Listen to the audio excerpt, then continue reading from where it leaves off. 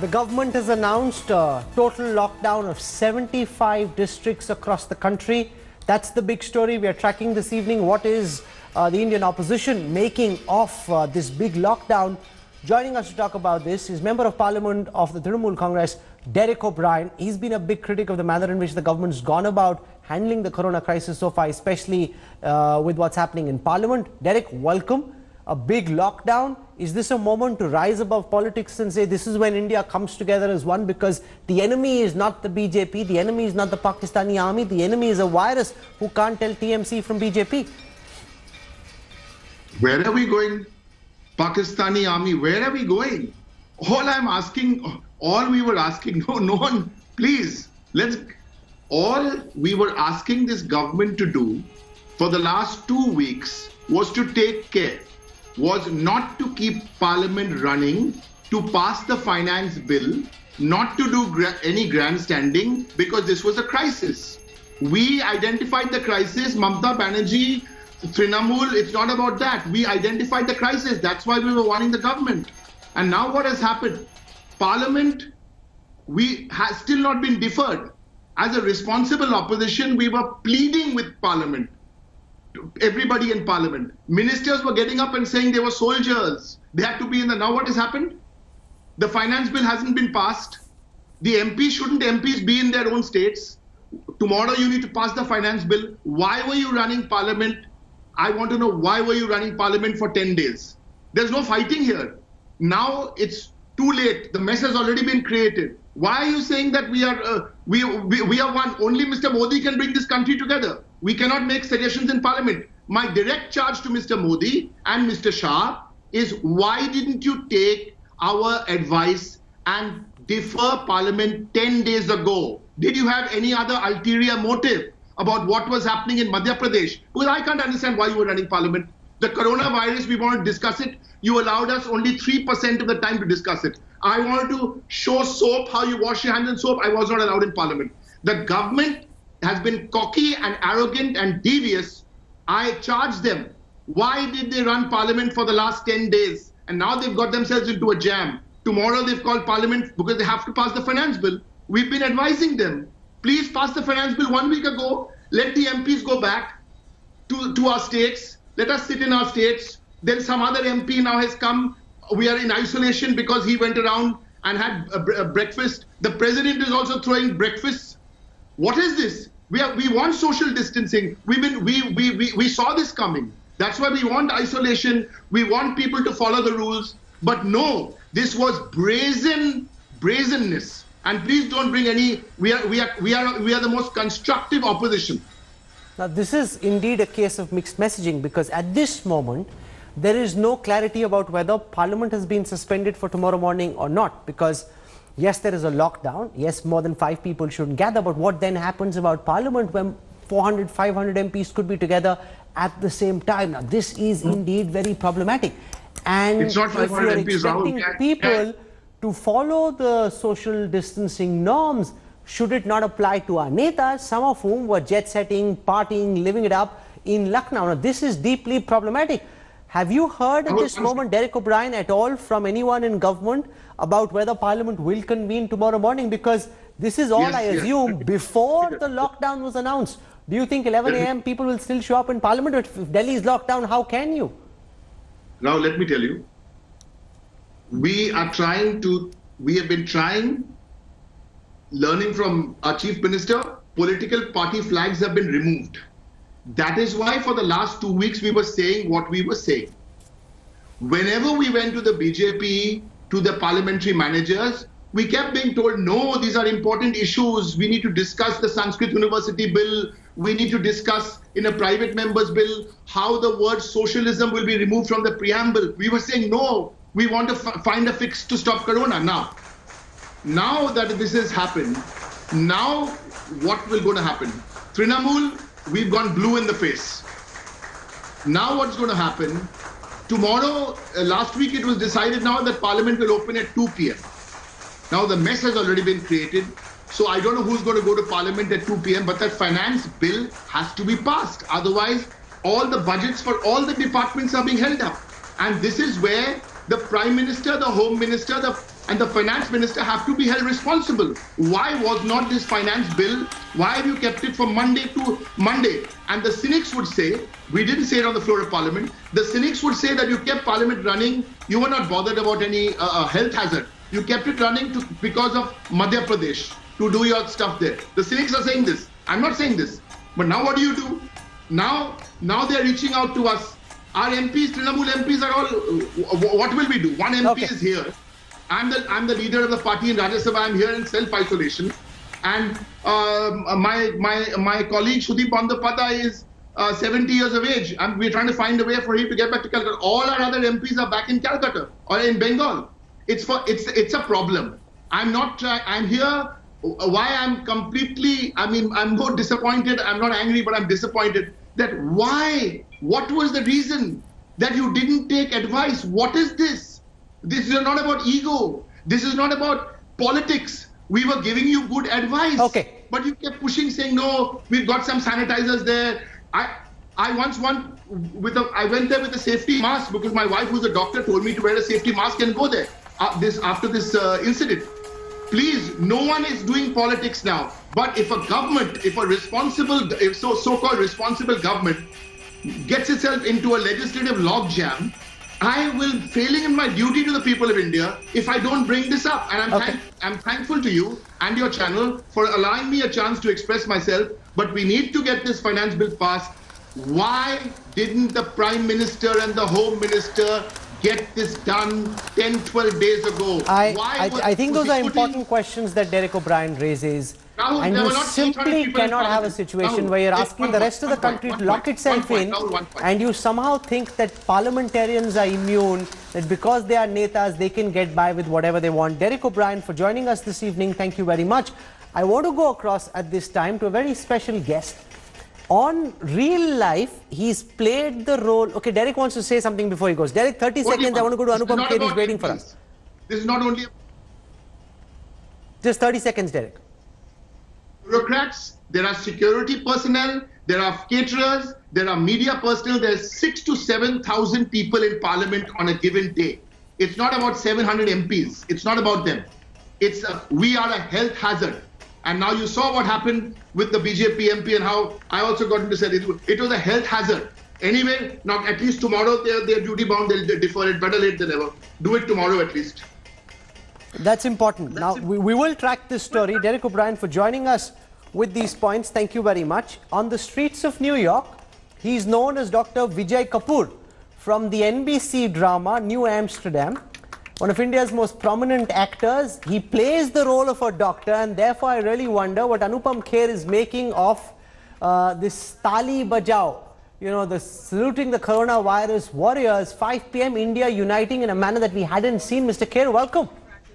What did you make of this? Yes, thank you, Rahul. Nice to talk to you. Nice to talk to you in India. The last time I spoke to you was in Harvard. But yes, I think there are certain things in life which are symbolic. And symbolically, what happened at 5 o'clock is never heard of. I have never experienced that in my entire life, and I'm sure you must not have also experienced. Tali Bajana is a symbolic gesture of India coming together and also vibration sending worldwide. And thank you to people, all those thousands and thousands of people who are tirelessly, selflessly working for us, whether they're hospital staff people, doctors, police department, media. I think it's important to listen to the Prime Minister's call of saying thank you to them. And I think that's what happened. And the fact that today we observed this complete Janta curfew speaks a lot about the discipline of this country. It's not only out of fear that people did that. I'm sure it did that because they respect the Prime Minister's word, they respect him, and they also feel that it's high time that we show a sense of responsibility to the world. And that's a great sign. Now, I know we have to certainly socially distance ourselves. This is all important. But then also it's important to sort of come together and yet stay separate. I know it's an ironical situation to talk about that social distancing is the proof of today of social distancing was that there was nobody on the streets of India and that's why there is hope for me. I'm not a politician, so I'm not going to get angry with like my friend Derek was getting so angry, and he was saying I'm disappointed. His voice had more of anger than disappointment, and he has a point. But I think it's important to right now put our differences separate and just pray and just follow our duties as the citizens of this country. And just in the crisis like this, anger has no place. In the crisis of this, togetherness still has place. Patience still has place. Positivity still has place. Hope has more place. Passion, compassion, all the positive, important feelings are more important than anger. Anger is the last thing that we need to display, because anger is not going to help us. What is going to help us in calmness? Mr. Kher, you were in New York for the longest time. How do you compare the response that you're seeing in America vis-a-vis the response that we've seen in India when it comes to combating the coronavirus? What are your thoughts? Amazing. I don't want to sort of badmouth the city that I'm working in, but I can certainly say the way India is approaching this whole thing is phenomenal. Right from the Air India flight that I took, the check-in counter, the cleanliness, the professionalism. We always keep criticizing the national carrier of ours, Air India, but I think they are doing a phenomenal job, not only in the flights that they are taking off for bringing regular passengers, but also the people who are stranded. India is, I think, one of the very few countries who goes to every country to bring their citizens back. Then from there to when I came back here, I think the immigration department, the health department, the people, the police department, the people at the airport, somebody is constantly calling me up and I'm just cutting the phone call. So I think there is an amazing response from there. Even now, all this, that's a press conference that the Delhi Chief Minister had. Let's not get scared about it, because these are precautionary measures that are being taken, and they have to take that. If we don't do that, then 10 days later, we will suffer the consequences of it. What we need to do is to sort of say that how prepared we are, or how we are preparing ourselves on war footing, but it's not panic. Sure. I've always thought of Anupam Kher almost as a psychologist. He understands human psychology better than most people I know. And I have one more question for him, but before that I also want to welcome and introduce Dr. Kiran Bedi, the Lieutenant Governor of Puducherry. Again, somebody you want to hear from at a time of crisis when everybody's wondering what they should do. Kiran Bedi, very resolute in her thoughts, and I'll go across to her in just 30 seconds from now. But before that, Mr. Kher, a lot of people are now, their mind is playing games with them. They develop a bit of a flu, they have a bit of a cough or a slight fever, and suddenly panic grips them. And they start wondering if they have the coronavirus. And some people call me today and saying, I'm certain that I'm coming down with the coronavirus. A lot of what you believe in is positivity, staying focused on the good things. How do you think people should really treat this mentally in the head? Because a lot of this is just now going to be in the head as you're locked up virtually in isolation with your family. Well, I think you people are doing a great job. I was listening to Dr. Trehan on your channel by bringing sane voices on your channel. We are all behaving like the third-year student of medical college, where every disease that we are studying, I'm not a doctor that way, but every disease that we are studying, we feel that this is a symptoms, whether it's a cancer, whether it is TB, whether it is everything. But yes, that's natural. That's how your mind plays havoc with you. Mera ko thoda sa gala hota, I'm having this garam pani. The only thing we can use right now is a certain kind of whatever Dadi Ma used to say, doodh, haldi ka doodh, all those precautions that we say, vitamin C, kisme hai, kya hai. But mind will play. That's why I'm saying positivity is the only way to kill all this. It will happen. We are reading and also stop believing in this gossip. Stop reading this. I have given instructions to all my WhatsApp people, friends, that don't send me a negative. Or what should I be doing? I'm an educated person. The world has become smaller. We will get messages from somebody what we should to do. This whole idea of sharing my fear with your fear, it also creates national fear. I don't think fear has any place for it. It's individually, we are all worried. But worry is not going to take him. We don't have to become worrier. We have to become warriors. I know it sounds filmy, but that's the truth of it is. There is no alternate. But after this whole thing is over, Rahul, I want to say, the world will not be the same. The world will certainly be a better place. We will certainly respect other species of this planet Earth. We'll certainly respect animals. We'll certainly respect nature, because that is the plus point of this, unfortunately, pandemic.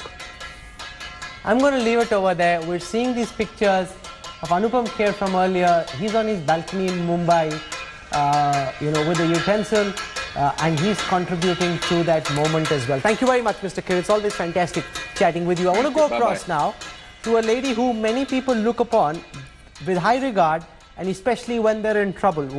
That's when you want to hear from Dr. Kiran Bedi, and she joins us this evening. Thank you very much, ma'am, for accepting our request and joining us. What are you making, and I ask you this mostly as an Indian citizen, not just as a Lieutenant Governor of Puducherry, but about the lockdown that's been announced. Till this morning, citizens were being told that this is voluntary, it's by citizen participation, and boom, towards the evening it's been announced that in 75 districts this is now a government diktat. How do you think people should deal with this, ma'am? Welcome. I think it's sending a very strong message of individual and collective responsibility. How we are interdependent, and yet our actions first of all impact our own selves. It's sending a very strong social message. And I think it's about rising to the occasion. This time will also pass, but how individually we respond to each is a test for individual caliber, individual internal resistance. So we have to be not selfish now. I think we are all, this is all of consequences of very high level of individualism and selfishness and greed. I think now it has come back to the basics of basic needs. So I think this is a real strong message, I believe. Therefore, it's rising to the occasion of the medical profession, the police profession, the municipal services, all essential services. And I tell you, it's a big challenge even for the media, how you report. You can unite the country today through your messages. You can divide the country today, your messages. I think it's needing a very high level of responsibility of reporting, even by the media. I must challenge you on this. So therefore, it's a challenge for public services. It's a challenge the way the media is going to send out messages. And the political leadership is also already being challenged, how it manages and leads this country. So I think everybody today, every person on this earth today is under an individual and a collective challenge. Now, how they individually, because this product, what's happened on this side is, to my mind, is also a product of collective and individual extra exploitation of Mother Earth.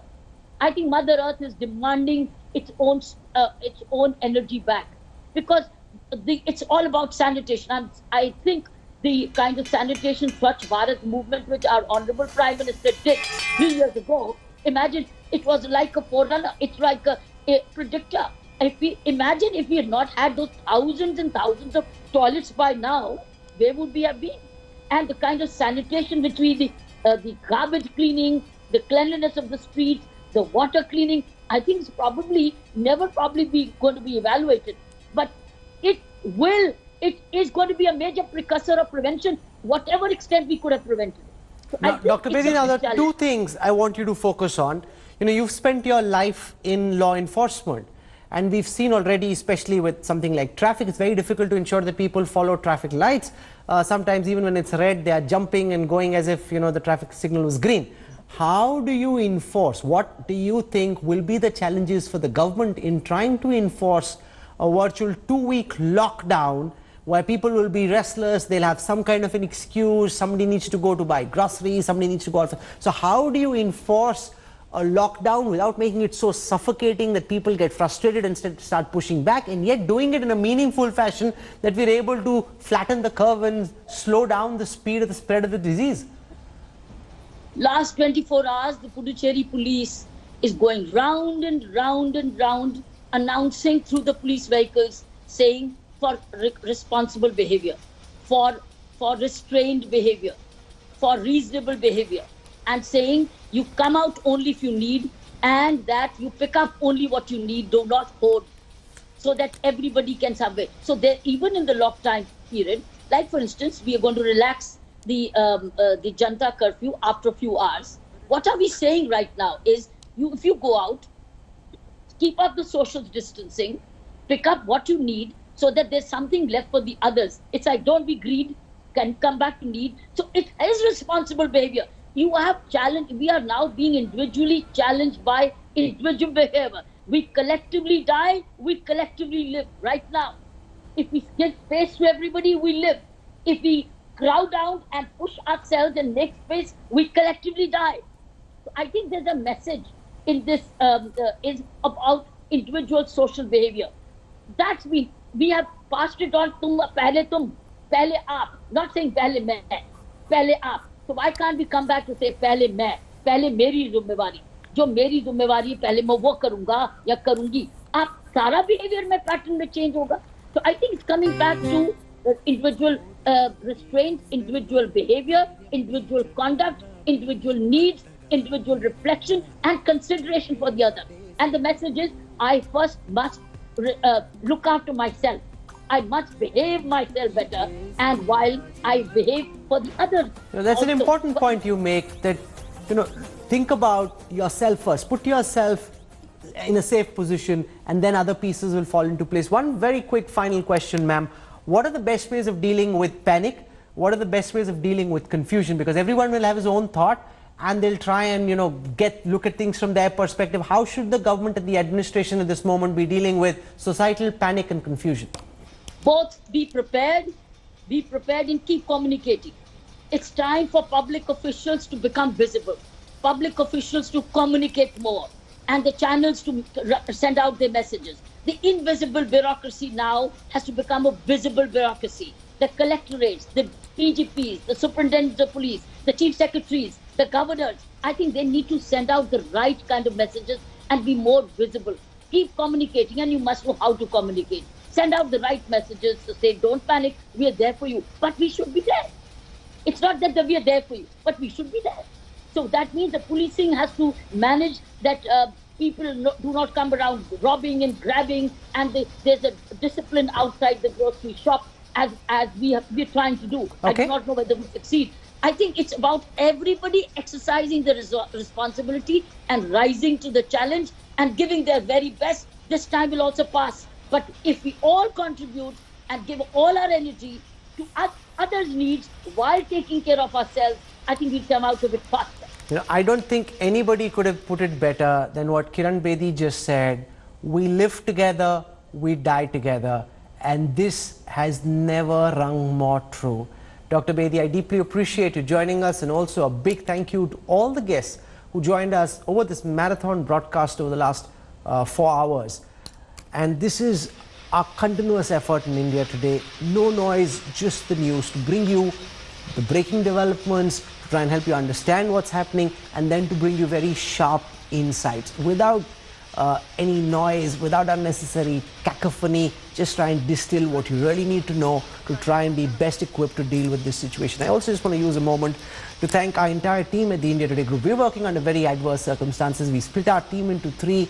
There are people who are working way more than would ordinarily be required. The Prime Minister referred to the media being at the front line of the battle against the coronavirus. And you're seeing me on TV, but I want to use this moment to say thank you to every member of our team. You've been working very skeleton staff from early in the morning till late into the night in trying to bring this broadcast together, because knowledge is power, and the key to reducing confusion and panic is to be empowered with the truth, unvarnished truth, just as it is, without taking sides, completely non-aligned, totally factual, totally condensed in a manner that makes the most sense for you. So thank you to our viewers for joining us.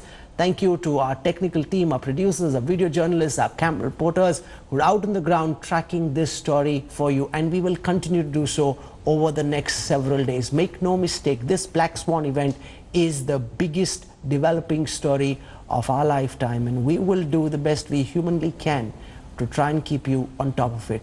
For tuning in, thank you. Bye-bye. Hello everyone, this is Rahul Kamal here. Hope you enjoyed this video. For the latest news and analysis, like and subscribe the India Today YouTube channel and don't forget to press the bell icon to stay updated.